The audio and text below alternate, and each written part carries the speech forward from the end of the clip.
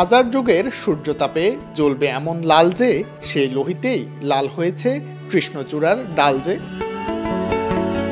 এমনইভাবে ফাগুনের এই আগুনঝরা পরন্ত বিকেলে কয়েক হাজার সূর্যমুখী ফুলের রং ছড়িয়ে পড়েছে রাজশাহী কলেজে।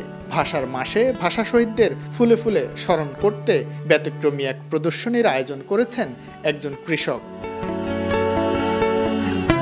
নিজ বাগান থেকে তুলে এনেছেন প্রায় ৩,০০০ তাজা সূর্যমুখী ফুল এবং পাতার সংমিশ্রণে লিখেছেন ওমর ২১, যা দেখতে রীতিমতো ভিড় জমিয়েছেন বিভিন্ন শ্রেণী পেশার মানুষ। ক্রিয়েটিভ একটা থিংস, অনেক ভালো লাগছে, দেখে অনেক সুন্দর লাগছে। যেই ভাই এই কাজটা করেছেন তাকে আমরা অসংখ্য ধন্যবাদ জানাই। কৃষক মনির ভাই সূর্যমুখী ফুলের সৌন্দর্য বিধায়ন করেছে ওমর ২১শে ফেব্রুয়ারির। ২১-এর মূল যে বিষয়টা, যেটা আমরা ভাষার মাস, আমাদের ভাষার জন্য যে আন্দোলনটা হয়েছিল, এটা তারা বর্তমান প্রজন্মের কাছে এটা তুলে ধরা তো আমাদের অবশ্যই দায়িত্ব।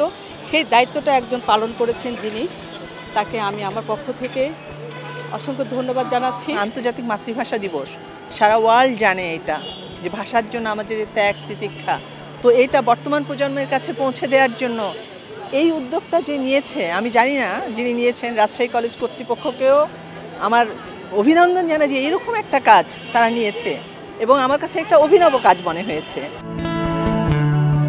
কৃষক মনিরুজ্জামান জানান, ২১ আমাদের প্রেরণা। এই ২১-এর চেতনা সবার মাঝে ছড়িয়ে দেওয়ার সুপ্ত ইচ্ছে থেকেই তিনি এই উদ্যোগ গ্রহণ করেছেন। ২১-এর চেতনা এটা এমন একটা বিষয়, এটা যদি একজন মানুষ উপলব্ধি করে তাহলে সে মানুষ অন্য মানুষের রূপান্তর হবে। কাজেই এই চেতনাটাকে আমরা ভুলে যেতে পারি না, এটাকে বরং দিনে দিনে আরও যদি ছড়িয়ে দিতে পারি এবং প্রত্যেক পরিবার থেকে বরং আমি মনে করি যে ২১শে ফেব্রুয়ারি উপলক্ষে বরং ফুল নিজ বাসায় মানে গাছ লাগিয়ে রোপণ করে ফুল ফুটিয়ে সেটা যদি আমরা দিতে আসি, তাহলে সেদিন এই দেশ ভিন্ন একটা, আমরা এই বাংলাদেশকে ভিন্ন রূপে দেখতে পাবো।